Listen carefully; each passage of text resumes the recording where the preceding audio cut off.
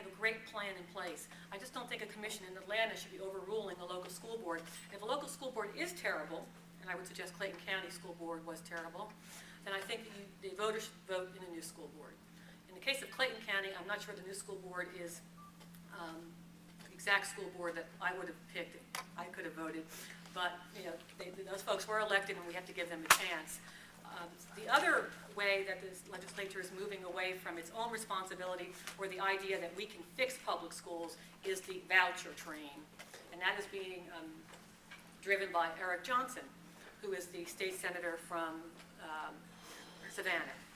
And Eric Johnson speaks very sincerely in favor of vouchers. Anytime I write a single word about vouchers, I immediately get an op-ed piece from him. And so he seems to be very big on it, but it's hard for me to separate out whether or not, frankly, these are issues these folks care about, or they're issues that they decided would help them gain traction in their bid for statewide office. I think the sex offender statute was an example that somebody polled somebody somewhere and found out that parents were naturally worried about predators and pedophiles. And so in 2006, we got the nation's most sweeping, thoughtless, idiotic sex offender law in the world, and that we apply all of the restrictions to the offender the most minor offender, the teenage consensual sex offender, all the way up to the pedophile. I think the pedophile needs the restrictions. I think the teenager, the 18-year-old who had sex with her 15-year-old boyfriend, does not deserve to be on the sex offender registry for life. But anyway, that is what the law was passed, and they have remained completely immune to testimony from experts all around the country. They had hearings last year on the sex offender law. They had 18 witnesses, including many child advocates and victim advocates from Georgia. Not one person spoke in favor of the sex offender law, and after 6 hearings, they went ahead and voted for it anyway. It's just amazing to me, and maybe you all have seen that, when you bring in witnesses, you bring in testimony, you bring in facts, and they nod their heads and they listen to you, and then they vote completely contrary to what every piece of data would tell them. So it's an extraordinary group of people, and I'm not sure how well of you work with them. Because honest to God, sometimes when I'm down there, I think it's just an interesting group of people, and I applaud.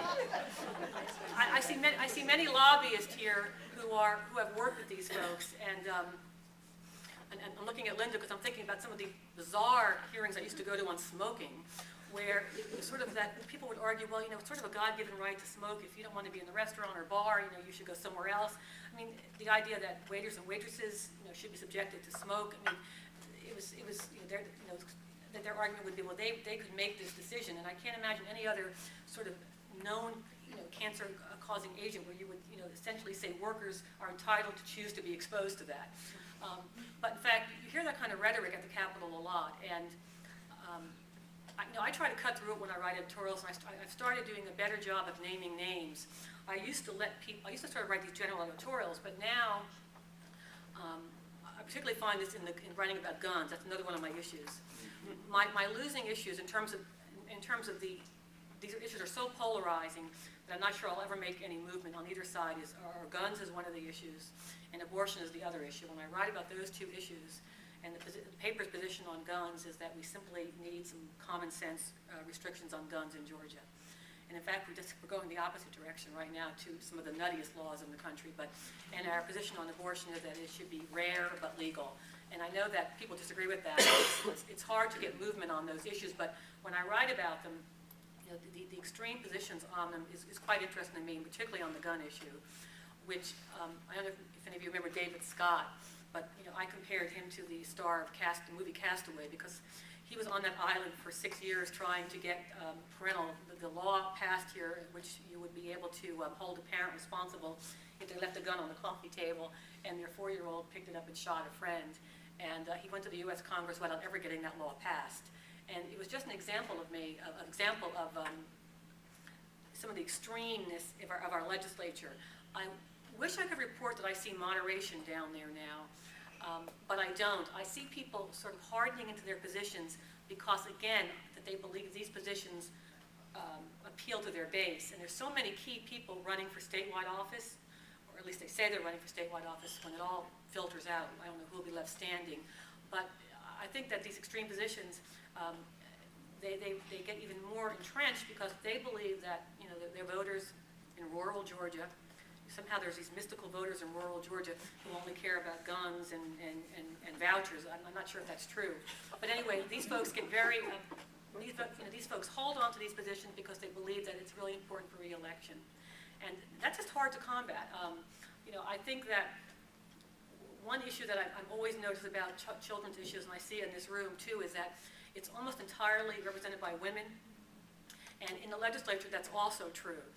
It's always the Stephanie Stuckeys I'm meeting with, and the Mary Margaret Olivers I'm meeting with, and the Georgiana Sinkfield I'm meeting with. It's these same folks who are fighting these issues, and I wish that we could broaden that base of support too. I think it's really important to get these issues identified as Georgia issues and not as women's issues or children's issues, and that's I think a challenge as well. The only exception to this, of course, was a few years ago when I wrote 21 editorials in about a 3-month period about Earl Earhart's attempt to change our child support laws. And what's interesting about that is that legislation was almost entirely proposed by women, by men rather. I mean, changing our child support laws was male legislation, which I thought was so bizarre to me. But and I have to say that was legislation where I think writing a lot of editorials, riling a lot of people up, was very effective because the legislation was so neutered by the time it passed. And finally, the women in the House and the women in the Senate actually stood up together and you know, said they opposed that legislation. And it was, I think, really bad legislation in terms of how it would have rewritten our formula and dramatically dropped child support payments statewide. So anyway, there are successes, but I think you have to, at least in our, as the media, when there's an issue that's important, I write about it so much I probably make everybody bored to tears, but you cannot write about something enough when it's in sort of the thick of things in the legislature. You almost have to follow it day by day and keep writing about it because it takes a lot of pressure. And if there's one thing I've learned from the National Rifle Association is that pressure is very effective. I mean, you have got to make sure listeners know you're watching them and you're responding. I got an email the other day from a school board member in a city where he said he was very unhappy about the state's decision to raise class size by 2 students in most classes, although not in special ed, allegedly. I'll have to talk to Pat about that to see if there's a way, or if they're going to get around that somehow, and not in high school classes, not in lab classes. And the school board member was saying to me, you know, it would only take about 500 parents from the state to start sending in emails for us to be heard. And I think that's true. I think it doesn't take 50,000 emails, I think, or letters or calls. I think it only takes, frankly, about 25 to get a legislator thinking this has public interest. I need to think twice about my vote on this. And I think, I mean, a lot of you, I'm sure, have your own email sort of alerts. I think they are very effective. I was reading Peach Pundit yesterday, and the guy who does that website was saying that he's rallying conservative voters, sort of like in an NRA fashion, where he's going to send out alerts that here's an issue that you should be concerned about, here's